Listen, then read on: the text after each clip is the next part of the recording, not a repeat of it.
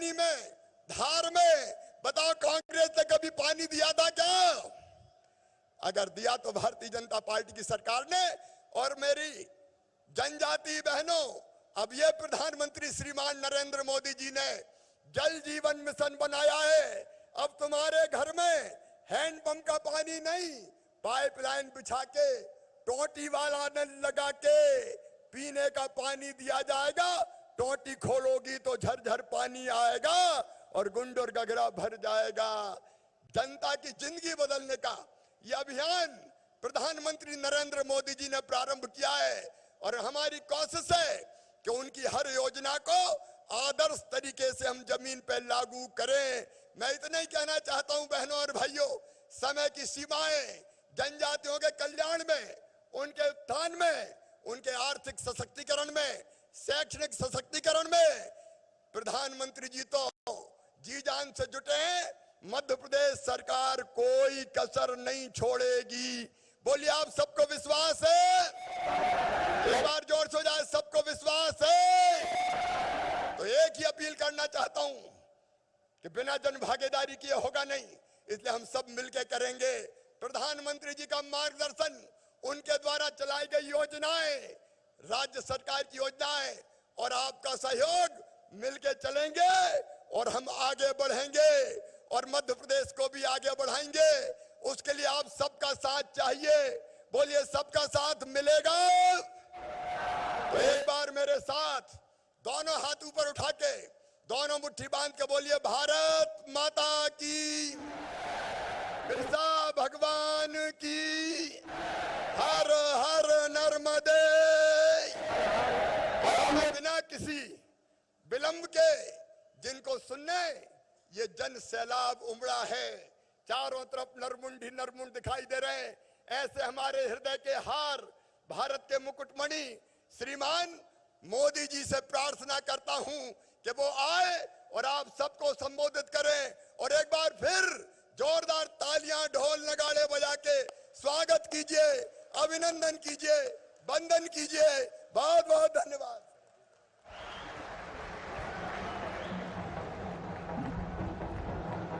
आभार माननीय मुख्यमंत्री महोदय का। माननीय प्रधानमंत्री महोदय के कर कमलों से आज जो योजनाओं का शुभारंभ, जिसका मुख्यमंत्री महोदय ने उल्लेख भी किया, सबसे पहले राशन आपके ग्राम योजना लेकर जो सरकार आई है, इस योजना के बारे में विस्तार से, उससे पहले मैं निवेदन करूंगा प्रधानमंत्री महोदय से और सभी गणमान्य विभूतियों से अपना स्थान ग्रहण करेंगे, क्योंकि वो फिल्म जिसके माध्यम से इस योजना को थोड़ा विस्तार से हम जानने की कोशिश करेंगे और उसके बाद प्रधानमंत्री महोदय उसका शुभारंभ करेंगे। राशन आपके ग्राम योजना पर आधारित ये लघु फिल्म। चुनौती कितनी ही बड़ी क्यों न हो, जब देश एकजुट होकर उसका मुकाबला करता है तो रास्ते भी निकलते हैं, समस्या का समाधान भी होता है। प्रधानमंत्री जी के इसी मूल मंत्र को आत्मसात करते हुए मुख्यमंत्री शिवराज सिंह चौहान के नेतृत्व में मध्य प्रदेश सरकार जनजातीय क्षेत्रों में राशन वितरण की समस्या का समाधान कर रही है। जनजातीय कल्याण की इसी उद्देश्य पूर्ति के लिए मध्य प्रदेश सरकार प्रारंभ करने जा रही है राशन आपके ग्राम योजना। प्रदेश के ऐसे जनजातीय क्षेत्र जहां शासकीय सहकारी उचित मूल्य की दुकान ग्राम में नहीं है, वहां ग्रामीणों को राशन के लिए पंचायत मुख्यालय पर जाना पड़ता है, जिससे अतिरिक्त शारीरिक श्रम तो लगता ही है, साथ ही उस रोज का उनका काम धंधा भी चला जाता है। ऐसे में बुजुर्गों, महिलाओं और निराश्रित को तो और भी मुश्किल होती थी। हितग्राहियों की इसी परेशानी को समझते हुए मध्य प्रदेश सरकार उनके गांव में ही राशन वितरित करने जा रही है। योजना के तहत लाभार्थियों को माह में एक नियत दिवस पर राशन वाला वाहन, वितरण सामग्री एवं शासकीय विक्रेता सहित ग्राम में आएगा। हितग्राहियों को राशन वितरित किया जाएगा। यही नहीं, योजना के तहत स्थानीय रोजगार को बढ़ावा देने के उद्देश्य से राशन वितरण में उपयोग होने वाले वाहनों के अनुबंध के लिए भी उसी क्षेत्र के अनुसूचित जनजातीय वर्ग के युवाओं का चयन किया जाएगा। सरकार उन्हें 2 से 3 लाख की मार्जिन मनी एवं न्यूनतम दर पर ऋण भी दे रही है। सरकार द्वारा मुझे ये जो ऋण मिला है, जो कि उनके द्वारा हम गाड़ी मालिक बने हैं। 4 किलोमीटर जाना पड़ता राशन लेने के लिए। अकेली चक्कर आती है, शरीर कपती है, लाने वाले धरने वाले कोई नहीं है। हमारे गांव में राशन आ जाएगी, बढ़ जाएगी, परेशानी कोई को नहीं होएगा। मोदी जी को धन्यवाद, मुख्यमंत्री को आशीर्वाद। भारत के प्रधानमंत्री श्रीमान नरेंद्र मोदी जी नाम मात्र की शुल्क पर राशन देते हैं। धन्यवाद मोदी जी। ये ऐसे प्रधानमंत्री कर सकता है जिसके दिल में गरीबों के लिए दर्द हो। 89 जनजातीय विकास खंडों में संचालित होने जा रही ये योजना लाभार्थियों के श्रम, समय और आजीविका की रक्षा भी करेगी एवं उनके लिए समृद्धि के नए द्वार भी खोलेगी। देवियों सज्जनों, इस योजना से प्रदेश के 16 जिलों में लगभग 6600 गांवों में 6.25 लाख परिवारों को सीधे इसका लाभ मिलेगा। आज माननीय प्रधानमंत्री महोदय इस योजना से जुड़ रहे 2 वाहन चालकों को राशन वाहन की चाबी देकर राशन आपके ग्राम योजना का शुभारंभ करेंगे। निवेदन है डिंडोरी के अनिल आरमो जी से कि वे मंच पर आएं और माननीय प्रधानमंत्री महोदय से निवेदन है कि वे अपने कर कमलों से सबसे पहले डिंडोरी के अनिल आरमो इस युवा को राशन वाहन की चाबी प्रदान करने की कृपा करें। करतल ध्वनि आप सबकी तरफ से इस अनूठी योजना के लिए जरूर होनी चाहिए और जोश और उल्लास के साथ होनी चाहिए। आज ये अनूठी शुरुआत है और अब मैं इसके बाद जिस युवा को आमंत्रित करना चाहता हूं, उनका नाम है लक्ष्मी नारायण रमगढ़िया, मंडला के रहने वाले हैं। माननीय प्रधानमंत्री महोदय उन्हें भी राशन वाहन की चाबी प्रदान करके इस योजना का शुभारंभ करते हुए और आशीर्वाद आप सभी का आपकी करतल ध्वनि के रूप में अवश्य मिलना चाहिए। देवियों सज्जनों, हमारी शुभकामनाएं इनके लिए और उन संवेदनाओं को हम नमन करते हैं जो माननीय प्रधानमंत्री महोदय के मन में गरीब समाज के लिए, जनजातीय समाज के लिए है। आभार निवेदन स्थान ग्रहण करने के लिए माननीय प्रधानमंत्री महोदय से और गणमान्य विभूतियों से। देवियों सज्जनों, हमारे जनजातीय बहुल क्षेत्रों में सिकल सेल रोग एक गंभीर समस्या है, हम सब जानते हैं। ये रोग महिलाओं और बच्चों को अधिक प्रभावित करता है, जो कई बार उनके लिए घातक भी हो जाता है। इस रोग के उन्मूलन के लिए मध्य प्रदेश सरकार ने एक कार्य योजना तैयार की है। आज मध्य प्रदेश राज्य सिकल सेल यानी हीमोग्लोबिनोपैथी मिशन का शुभारंभ भी माननीय प्रधानमंत्री महोदय करेंगे, लेकिन उससे पहले एक लघु फिल्म के माध्यम से आइए विस्तार से इस मिशन के बारे में जानें। स्वस्थ भारत की ओर बढ़ते आत्मनिर्भर कदम। माननीय प्रधानमंत्री श्री नरेंद्र मोदी जी द्वारा लक्षित आत्मनिर्भर भारत की महत्वाकांक्षी पहल को सार्थक बनाने हेतु मध्य प्रदेश सरकार ने माननीय मुख्यमंत्री श्री शिवराज सिंह चौहान जी के निर्देशों पर सिकल सेल एनीमिया के रोकथाम हेतु विशेष परियोजना आरंभ की है। परियोजना के अंतर्गत राष्ट्रीय स्वास्थ्य मिशन मध्य प्रदेश, लोक स्वास्थ्य एवं परिवार कल्याण विभाग द्वारा हीमोग्लोबिनोपैथी मिशन का गठन किया गया है। इस विशेष मिशन के तहत प्रदेश के 27 अनुसूचित जनजाति बाहुल्य जिलों में सिकल सेल एनीमिया, जो कि एक आनुवंशिक रोग है, की रोकथाम, जागरूकता, स्क्रीनिंग, जेनेटिक काउंसलिंग एवं उपचार की व्यापक सुविधाएं उपलब्ध कराने हेतु समयबद्ध कारगर रणनीति तैयार की गई है। स्क्रीनिंग उपरांत प्रदेश के सभी जिला चिकित्सालय एवं मेडिकल कॉलेज में लैब जांचें, रोगियों की प्रबंधन हेतु आवश्यक दवाइयां एवं रक्तदान की निःशुल्क व्यवस्था की जा रही है। आगामी पीढ़ियों में हीमोग्लोबिनोपैथी के प्रसार को रोकने हेतु जेनेटिक काउंसलिंग कार्ड का वितरण एवं काउंसलिंग की जाएगी। प्रथम चरण में प्रदेश के 2 जिलों झाबुआ और अलीराजपुर में 8.26 लाख गर्भवती महिलाओं एवं 6 माह से 18 वर्ष तक के बच्चों की sickle cell screening, genetic counselling एवं प्रबंधन किया जाएगा। भारत सरकार की पहल पर सिकल सेल रोकथाम की दिशा में मध्य प्रदेश सरकार की ये परियोजना प्रदेश को स्वस्थ एवं आत्मनिर्भर बनाने में अपना योगदान सुनिश्चित कर रही है। देवियों सज्जनों, इस मिशन के पहले चरण में जनजातीय बहुल झाबुआ और अलीराजपुर को शामिल किया गया है।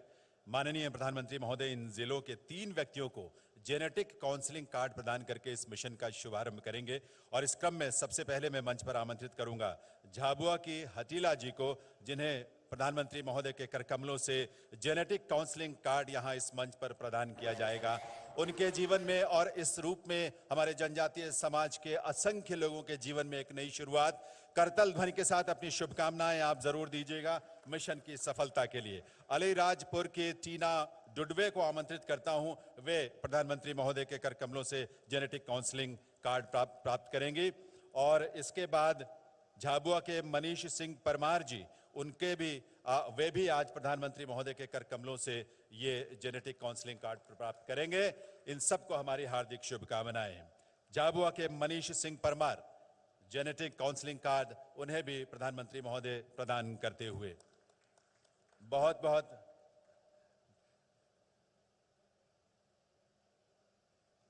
बहुत आभार माननीय प्रधानमंत्री महोदय का। देवियों सज्जनों, प्रदेश सरकार ने माननीय मुख्यमंत्री महोदय के निर्देशानुसार विशेष पिछड़े जनजातीय समुदायों यानी पीवीटीजी के समुदायों से शिक्षकों की भर्ती प्रक्रिया शुरू की है। इस प्रक्रिया के अंतर्गत प्रदेश के सहरिया, बैगा और भारिया जनजातीय समुदायों से अभी 20 माध्यमिक शिक्षकों का चयन किया गया है। जनजातीय क्षेत्रों में इनके पदस्थ होने से समुदाय के जो अन्य युवक और युवतियां हैं उनके लिए यह आदर्श स्थापित करेंगे। साथ ही समुदाय की बालक और बालिकाएं उनके साथ सहज भाव से शिक्षा ग्रहण कर सकेंगे। आज माननीय प्रधानमंत्री महोदय की गरिमामयी उपस्थिति में माननीय राज्यपाल महोदय और माननीय मुख्यमंत्री महोदय के करकमलों से 3 नवनियुक्त शिक्षकों को यहां नियुक्ति पत्र प्रदान किया जाएगा। सबसे पहले मैं निवेदन करूंगा माननीय मुख्यमंत्री श्री शिवराज सिंह चौहान जी से कि वे भारिया जनजाति के रविशंकर भीमसेनी को नियुक्ति पत्र प्रदान करने की कृपा करें। शुभकामनाएं आप सबकी तरफ से मिलनी चाहिए, बड़ों की तरफ से आशीष आपके करतल ध्वनि के साथ इनके उज्जवल भविष्य के लिए। मैं निवेदन करूंगा अब माननीय राज्यपाल श्री मंगूभाई पटेल जी से कि वे भारिया जनजाति के विवेक कुमार भारती को नियुक्ति पत्र प्रदान करने की कृपा करें। आमंत्रित करता हूं विवेक कुमार भारती जो कि सिवनी के रहने वाले हैं, उन्हें माननीय राज्यपाल महोदय के करकमलों से यह नियुक्ति पत्र प्रदान किया जाएगा। करतल ध्वनि के साथ शुभकामनाएं अपनी अवश्य दें। और राज्यपाल महोदय से पुनः निवेदन है, सहरिया जनजाति से संबंध रखने वाली सुश्री पिंकी सहरिया को भी नियुक्ति पत्र प्रदान करने की कृपा करें। माननीय राज्यपाल महोदय, पिंकी सहरिया, शुभकामनाएं आप सब की तरफ से, आशीष आप सब की तरफ से, बहुत सारी बधाई और शुभकामनाएं, बहुत बहुत आभार। देवियों सज्जनों, माननीय प्रधानमंत्री महोदय की प्रेरणा और अथक प्रयासों से देश भर में दुनिया का जो सबसे बड़ा कोविड रोधी टीकाकरण अभियान जारी है और इस देश ने बढ़ चढ़कर माननीय प्रधानमंत्री के आह्वान पर अपने आप को उसमें शामिल किया है। मध्य प्रदेश भी देश में एक अग्रणी राज्य बन चुका है टीकाकरण में। इस पर आधारित एक फिल्म है छोटी सी, टीकाकरण की उपलब्धि और 100% कोविड टीकाकरण की उपलब्धि हासिल करने वाले झाबुआ जिले के जनजातीय बाहुल गांव नरसिंहरूड़ा पर आधारित एक लघु फिल्म। आइए देखते हैं। भारत ने 100 करोड़ वैक्सीन डोज का आंकड़ा पार कर लिया है। ये उपलब्धि भारत की है, भारत के प्रत्येक नागरिक की है। नरसिंहरूड़ा मध्य प्रदेश का एक छोटा सा गांव। आज यहाँ उत्सव का माहौल है। उत्सव है प्रदेश के प्रथम पूर्ण कोविड टीकाकृत ग्राम होने की खुशी का, और इसके पीछे संघर्ष से सफलता की एक बड़ी कहानी है।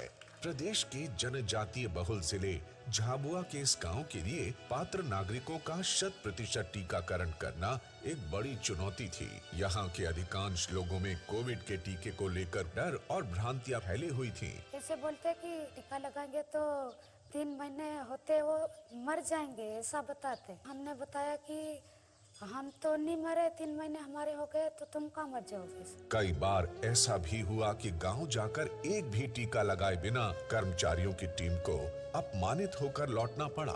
इन विपरीत परिस्थितियों के बावजूद माननीय प्रधानमंत्री जी की प्रेरणा और मुख्यमंत्री शिवराज सिंह चौहान के नेतृत्व में जन भागीदारी का मॉडल प्रस्तुत करते हुए पूरी टीम ने अथक प्रयास किया। आपकी ये जिंदगी बचाने का अभियान प्रधानमंत्री श्रीमान नरेंद्र मोदी जी ने चलाया है। वो जिंदगी के इस डोज को फ्री में दे रहे हैं। अब जब देने वाले फ्री में दे रहे हैं तो लगवाने वाले बहनों और भाइयों आप क्यों देर कर रहे हो। चरणबद्ध तरीके से सबसे पहले ग्राम में कार्यरत कर्मचारियों एवं उनके परिजनों को टीका लगाया गया, जिससे ग्रामवासियों के मन में विश्वास आया और उनका डर दूर हुआ।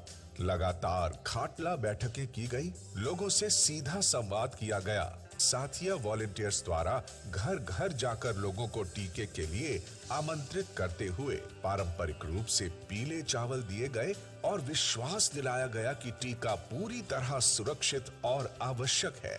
टीम के निरंतर प्रयासों से जून 2021 के प्रथम सप्ताह में कोविड वैक्सीन के प्रथम डोज का टीकाकरण 100% पूर्ण हो गया।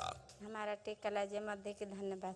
आखिरकार वो दिन आ ही गया जब 12 सितंबर 2021 तक नरसिंहरुंडा में सभी पात्र नागरिकों को कोविड वैक्सीन के दोनों डोज लग गए और ये जनजातीय बाहुल्य ग्राम मध्य प्रदेश का पहला पूर्ण टीकाकृत ग्राम बन गया। आज मध्य प्रदेश प्रथम डोज के टीकाकरण में देश में अग्रणी है। मध्य प्रदेश शीघ्र ही प्रदेश वासियों को कोविड वैक्सीन के दोनों डोज लगाकर पूर्ण सुरक्षा प्रदान करने के लिए प्रतिबद्ध है।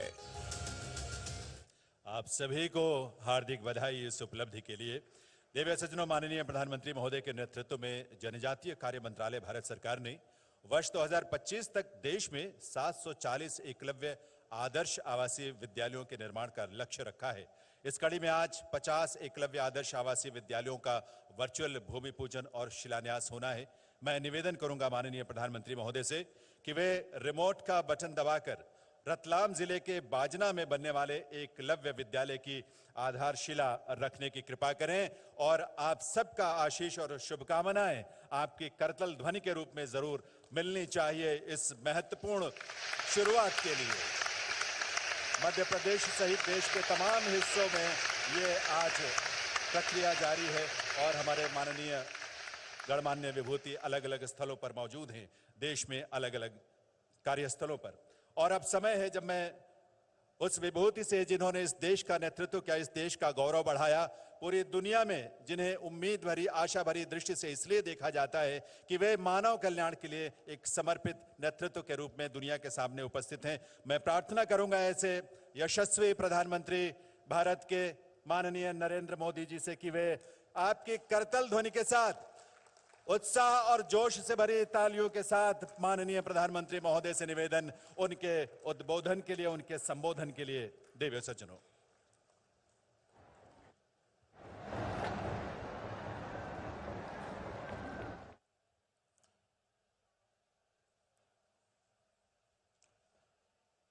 जोहार मध्य प्रदेश, राम राम, सेवा जोहार। मोर सगा जनजाति बहन भाई ला स्वागत जोहार करता हूं तमारो स्वागत करूं। तमाम साम की कम छो।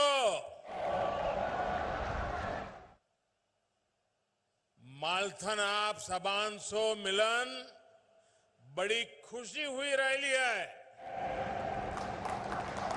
आप सबान थन फिर सी राम राम।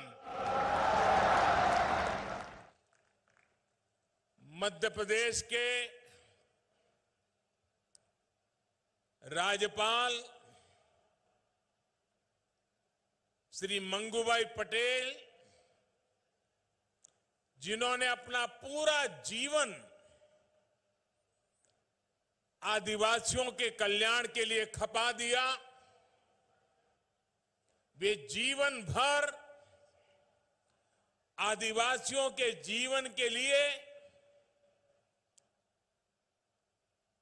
सामाजिक संगठन के रूप में, सरकार में मंत्री के रूप में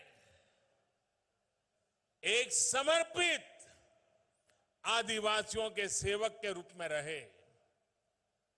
और मुझे गर्व है कि मध्य प्रदेश के पहले आदिवासी गवर्नर, इसका सम्मान श्री मंगूभाई पटेल के खाते में जाता है। मंच पर विराजमान मध्य प्रदेश के मुख्यमंत्री श्रीमान शिवराज सिंह चौहान जी, केंद्रीय मंत्रिमंडल में मेरे सहयोगी नरेंद्र सिंह तोमर जी, ज्योतिरादित्य सिंधिया जी, वीरेंद्र कुमार जी, प्रहलाद पटेल जी, फगन सिंह कुलस्ते जी, एल मुरुगन जी, एमपी सरकार के मंत्रीगण, संसद के मेरे सहयोगी सांसदगण, विधायकगण और मध्य प्रदेश के कोने कोने से हम सभी को आशीर्वाद देने आए जनजातीय समाज के मेरे प्यारे भाइयों और बहनों, आप सभी को भगवान बिरसा मुंडा के जन्मदिन पर बहुत बहुत शुभकामनाएं। आज का दिन पूरे देश के लिए,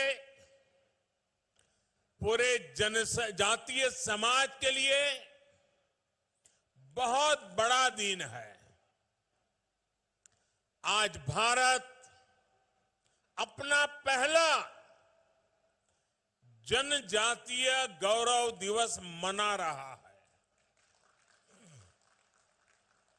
आजादी के बाद देश में पहली बार इतने बड़े पैमाने पर पूरे देश के जनजातीय समाज की कला, संस्कृति, स्वतंत्रता आंदोलन और राष्ट्र निर्माण में उनके योगदान को गौरव के साथ याद किया जा रहा है, उन्हें सम्मान दिया जा रहा है।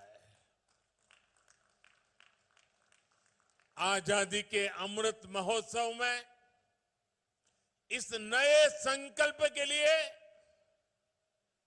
मैं पूरे देश को बहुत बहुत बधाई देता हूं। मैं आज यहां मध्य प्रदेश के जनजातीय समाज का आभार भी व्यक्त करता हूं। बीते अनेक वर्षों में निरंतर हमें आपका स्नेह, आपका विश्वास मिला है। ये स्नेह हर पल और मजबूत होता जा रहा है। आपका यही प्यार हमें आपकी सेवा के लिए दिन रात एक करने के लिए प्रेरणा देता है, ऊर्जा देता है। साथियों,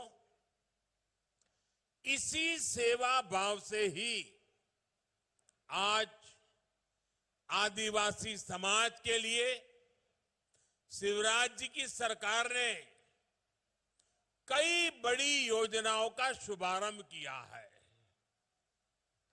और आज जब कार्यक्रम के प्रारंभ में मेरे आदिवासी जनजातीय समूह के सभी लोग अलग अलग मंच पर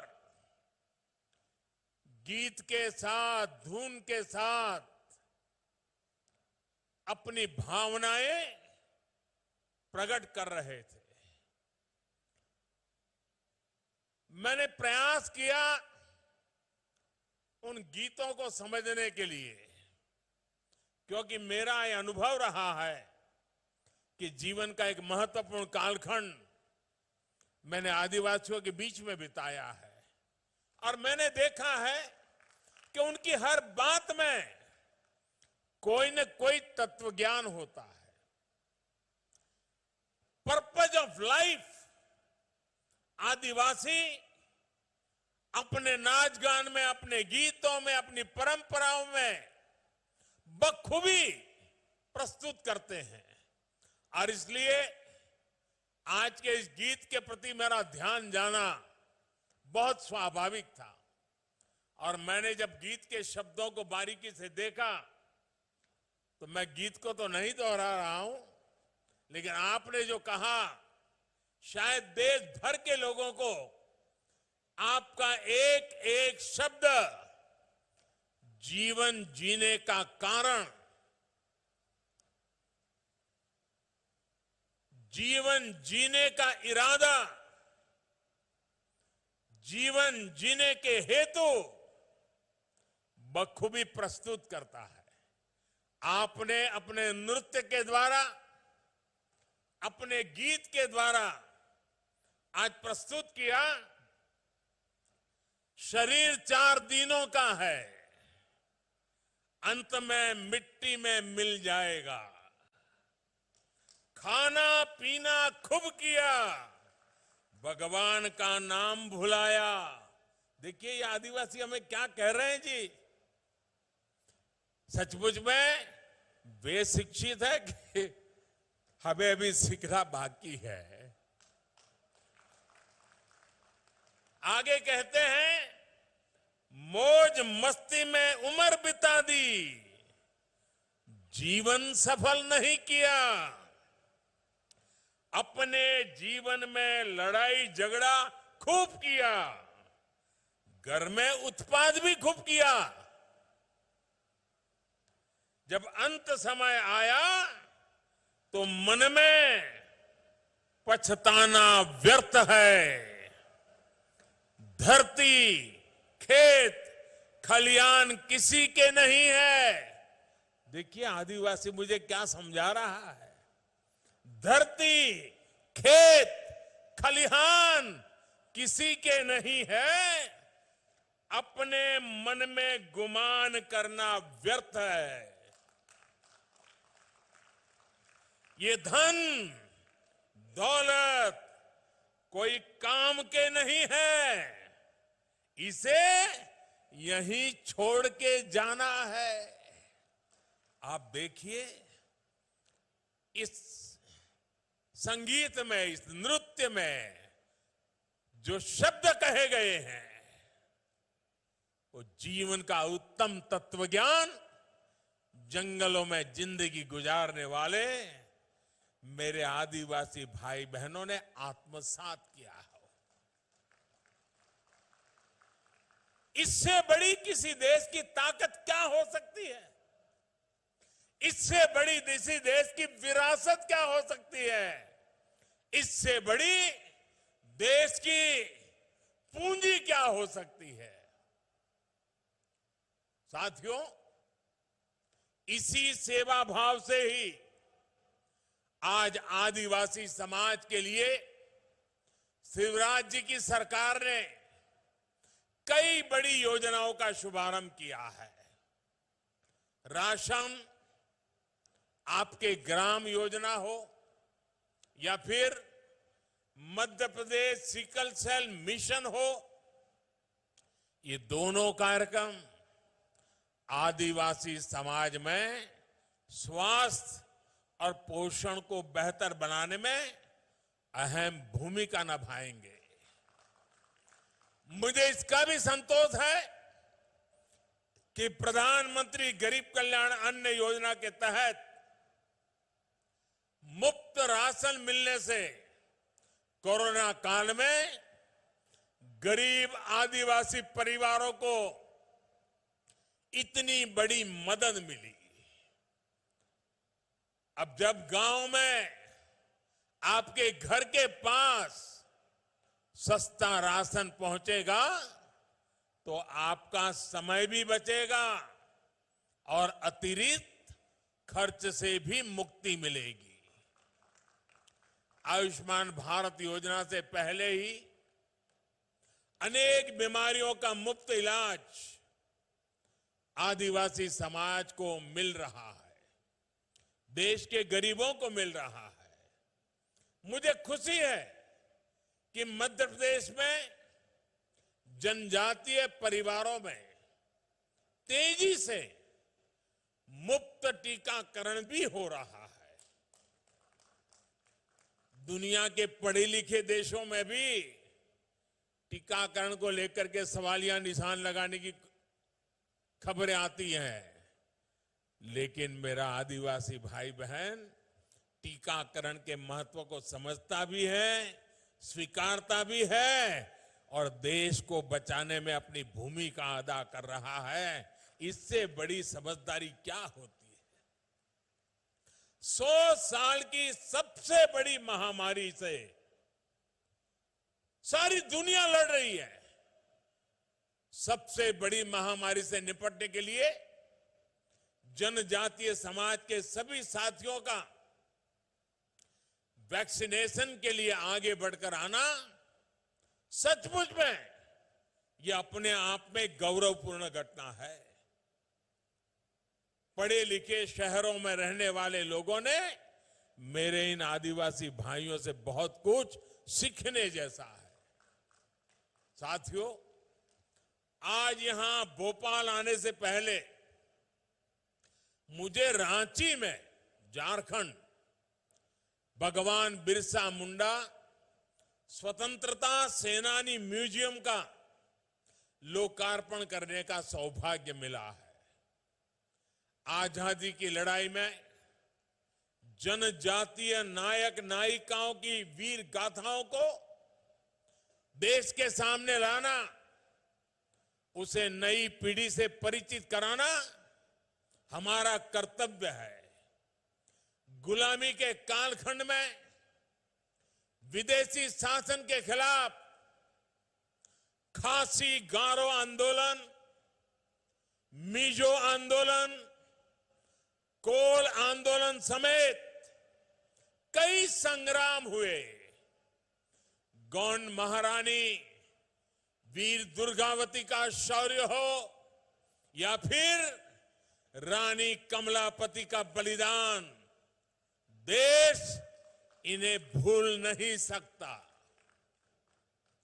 वीर महाराणा प्रताप के संघर्ष की कल्पना उन बहादुर भीलों के बिना नहीं की जा सकती जिन्होंने कंधे से कंधा मिलाकर राणा प्रताप के साथ लड़ाई के मैदान में अपने आप को बलि चढ़ा दिया था।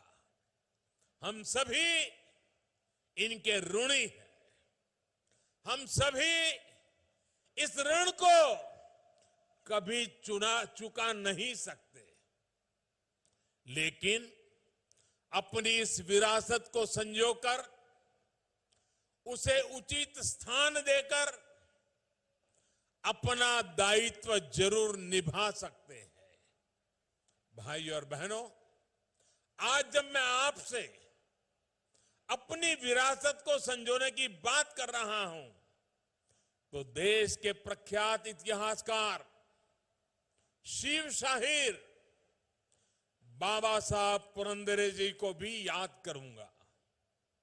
आज ही सुबह पता चला वे हमें छोड़ करके चले गए, उनका देहावसान हुआ है।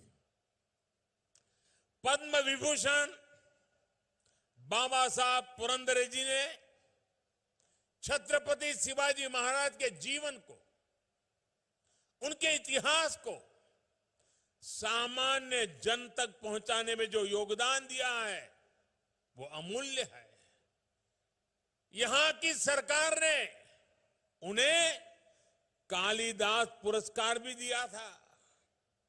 छत्रपति शिवाजी महाराज के जिन आदर्शों को बाबा साहब पुरंदरे जी ने देश के सामने रखा, वो आदर्श हमें निरंतर प्रेरणा देते रहेंगे।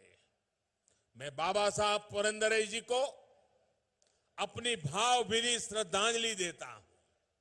साथियों, आज जब हम राष्ट्रीय मंचों से राष्ट्र निर्माण में जनजातीय समाज के योगदान की चर्चा करते हैं, तो कुछ लोगों को जरा हैरानी होती है। ऐसे लोगों को विश्वास ही नहीं होता कि जनजातीय समाज का भारत की संस्कृति को मजबूत करने में कितना बड़ा योगदान रहा है। इसकी वजह यह है कि जनजातीय समाज के योगदान के बारे में या तो देश को बताया ही नहीं गया, अंधेरे में रखने की भरपूर कोशिश की गई, और अगर बताया भी गया तो बहुत ही सीमित दायरे में जानकारी दी गई। ऐसा इसलिए हुआ क्योंकि आजादी के बाद दशकों तक जिन्होंने देश में सरकार चलाई, उन्होंने अपनी स्वार्थ भरी राजनीति को ही प्राथमिकता दी। देश की आबादी का करीब करीब 10% होने के बावजूद दशकों तक जनजातीय समाज को, उनकी संस्कृति, उनके सामर्थ्य को पूरी तरह नजरअंदाज कर दिया गया। आदिवासियों का दुख, उनकी तकलीफ, बच्चों की शिक्षा, आदिवासियों का स्वास्थ्य उन लोगों के लिए कोई मायने नहीं रखता था।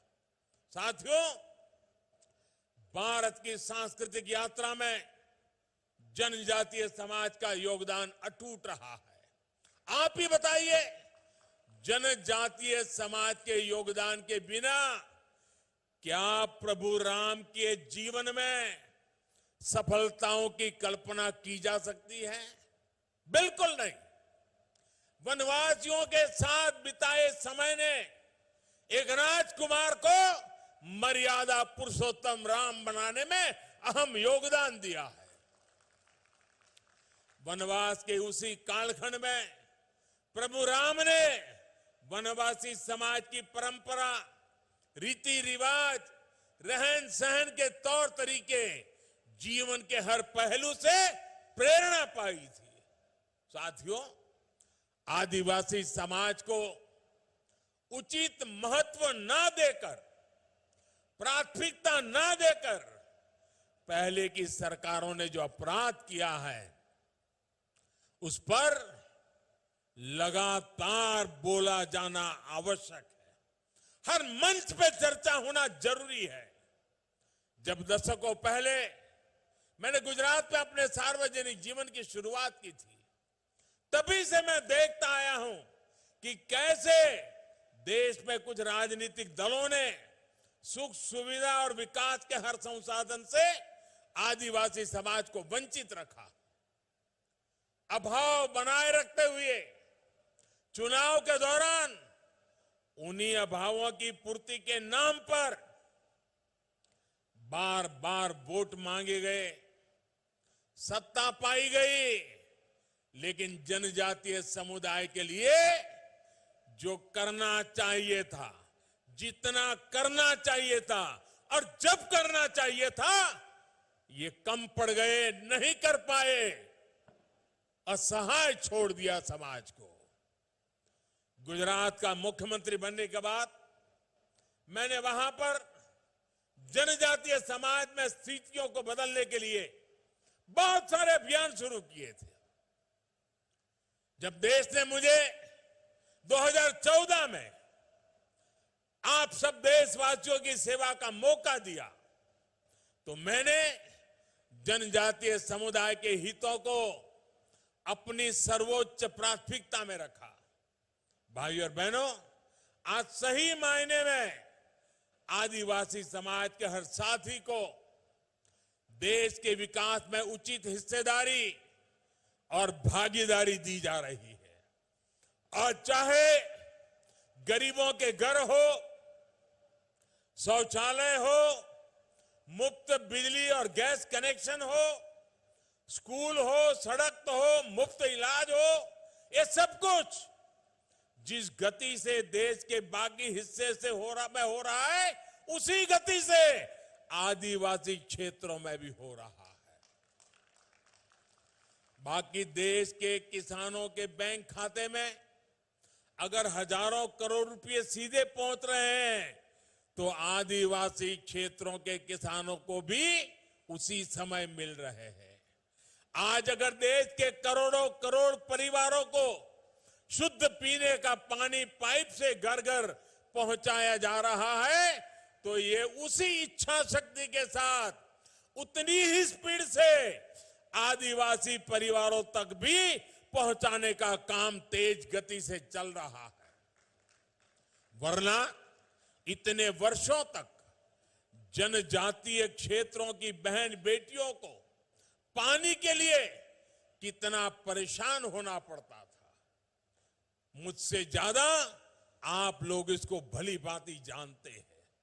मुझे खुशी है कि जल जीवन मिशन के तहत मध्य प्रदेश के ग्रामीण इलाकों में 30 लाख परिवारों को अब नल से जल मिलना शुरू हो गया है और इसमें भी ज्यादातर हमारे आदिवासी इलाकों की ही है। साथियों, जनजातीय विकास के बारे में बात करते हुए एक बात और कही जाती थी। कहा जाता था जनजातीय क्षेत्र भौगोलिक रूप से बहुत कठिन होते हैं। कहा जाता था कि वहां सुविधाएं पहुंचाना मुश्किल होता है। ये सारा बहाना काम न करने के बहाने थे। यही बहाना करके जनजातीय समाज में सुविधाओं को कभी प्राथमिकता नहीं दी गई, उन्हें अपने भाग्य पर छोड़ दिया गया। साथियों, ऐसे ही राजनीति, ऐसी ही सोच के कारण आदिवासी बाहुल्य वाले जिले विकास की बुनियादी सुविधाओं से भी वंचित रह गए। अब कहां तो इनके विकास के लिए कोशिशें होनी चाहिए थी, लेकिन इन जिलों पर पिछड़े होने का एक टैग लगा दिया गया। भाई और बहनों, कोई राज्य, कोई जिला, कोई व्यक्ति, कोई समाज विकास की दौड़ में पीछे नहीं रहना चाहिए। हर व्यक्ति, हर समाज आकांक्षी होता है, उसके सपने होते हैं। सालों साल वंचित रखे गए इन्हीं सपनों, इन्हीं आकांक्षाओं को उड़ान देने की कोशिश आज हमारी सरकार की प्राथमिकता है। आपके आशीर्वाद से आज उन 100 से अधिक जिलों में विकास की आकांक्षाओं को पूरा किया जा रहा है। आज जितनी भी कल्याणकारी योजनाएं केंद्र सरकार बना रही है, उनमें आदिवासी समाज बाहुल्य आकांक्षी जिलों को प्राथमिकता दी जा रही है। आकांक्षी जिले या फिर ऐसे जिले जहां अस्पतालों का अभाव है, वहां 150 से अधिक मेडिकल कॉलेज स्वीकृत किए जा चुके हैं। साथियों, देश का जनजातीय क्षेत्र संसाधनों के रूप में, संपदा के मामले में हमेशा समृद्ध रहा है, लेकिन जो पहले सरकार में रहे वो इन क्षेत्रों के दोहन की नीति पर चले। हम इन क्षेत्रों के सामर्थ्य के सही इस्तेमाल की नीति पर चल रहे हैं। आज जिस जिले में जो भी प्राकृतिक संपदा राष्ट्र के विकास के लिए निकलती है, उसका एक हिस्सा उसी जिले के विकास में लगाया जा रहा है। डिस्ट्रिक्ट मिनरल फंड के तहत राज्यों को करीब करीब 50,000 करोड़ रुपए मिले हैं, जो उसी क्षेत्र के लिए खर्च करने हैं। आज आपकी संपदा आपके ही काम आ रही है, आपके बच्चों के काम आ रही है। अब तो खनन से जुड़ी नीतियों में भी हमने ऐसे बदलाव किए हैं जिससे जनजातीय क्षेत्रों में ही रोजगार की व्यापक संभावनाएं बने। भाई और बहनों, आजादी का ये अमृत काल आत्मनिर्भर भारत के निर्माण का काल है। भारत की आत्मनिर्भरता जनजातीय भागीदारी के बिना संभव नहीं है। आपने देखा होगा, अभी हाल में पद्म पुरस्कार दिए गए हैं। जनजातीय समाज से आने वाले साथी जब राष्ट्रपति भवन पहुंचे, पैर में जूते भी नहीं थे। सारी दुनिया देख करके दंग रह गई, हैरान रह गई।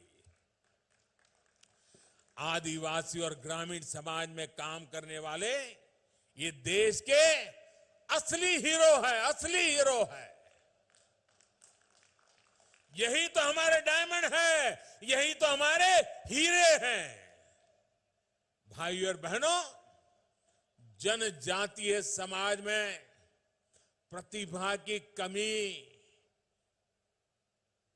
कभी कोई कमी नहीं रही है, लेकिन दुर्भाग्य से पहले की सरकारों में आदिवासी समाज को अवसर देने के लिए जो जरूरी राजनीतिक इच्छा शक्ति चाहिए ना, कुछ नहीं था, बहुत कम थी। सृजन आदिवासी परंपरा का हिस्सा है। मैं अभी आने से पहले सभी आदिवासी समाज की बहनों के द्वारा जो निर्माण कार्य हुआ है वो देख करके मैं सचमुच में बड़े मन को आनंद होता था।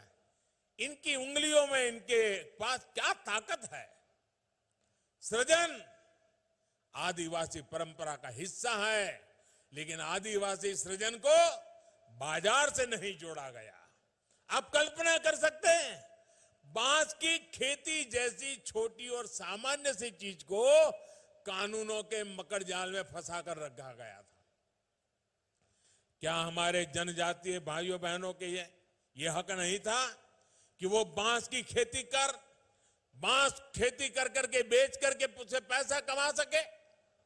हमने वन कानूनों में बदलाव कर इस सोच को ही बदल दिया। साथियों, दशकों से जिस समाज को उसकी छोटी छोटी आवश्यकताओं की पूर्ति के लिए लंबा इंतजार करवाया गया, उसकी उपेक्षा की गई। अब उसको आत्मनिर्भर बनाने के लिए निरंतर प्रयास किया जा रहा है।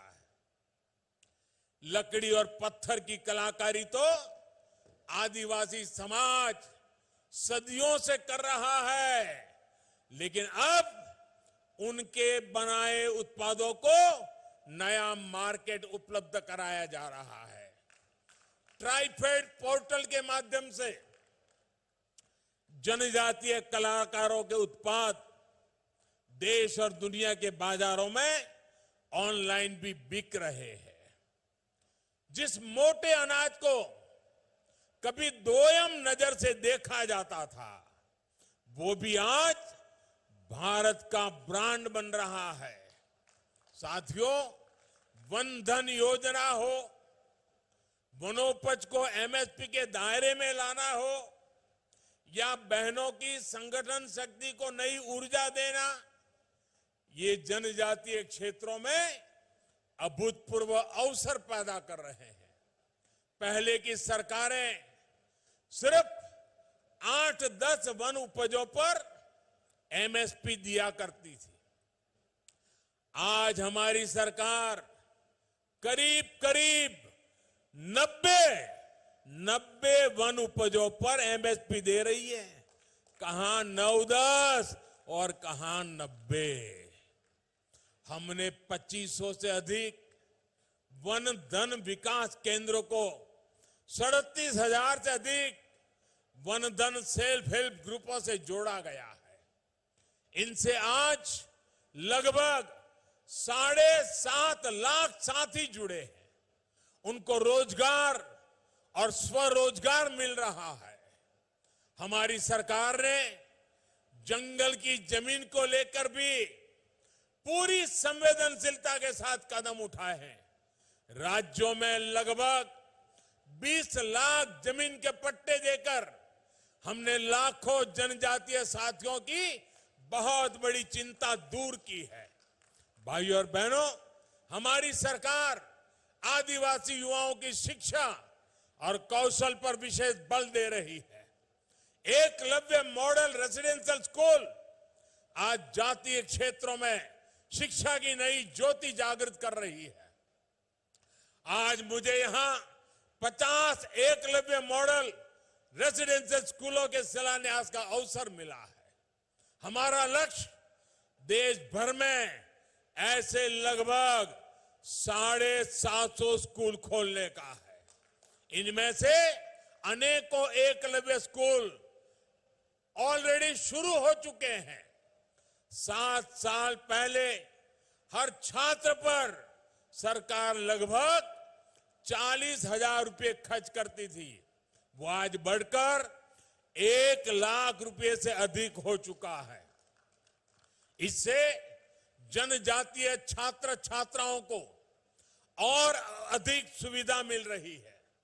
केंद्र सरकार हर साल लगभग 30 लाख जनजातीय युवाओं को स्कॉलरशिप भी दे रही है।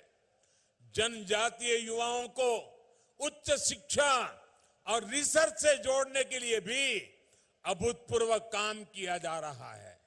आजादी के बाद जहां सिर्फ 18 ट्राइबल रिसर्च इंस्टीट्यूट बने, वहीं सिर्फ 7 साल में 9 नए संस्थान स्थापित किए जा चुके हैं।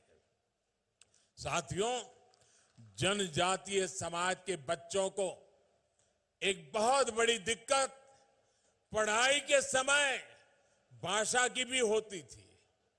अब नई राष्ट्रीय शिक्षा नीति में स्थानीय भाषा में पढ़ाई पर बहुत जोर दिया गया है।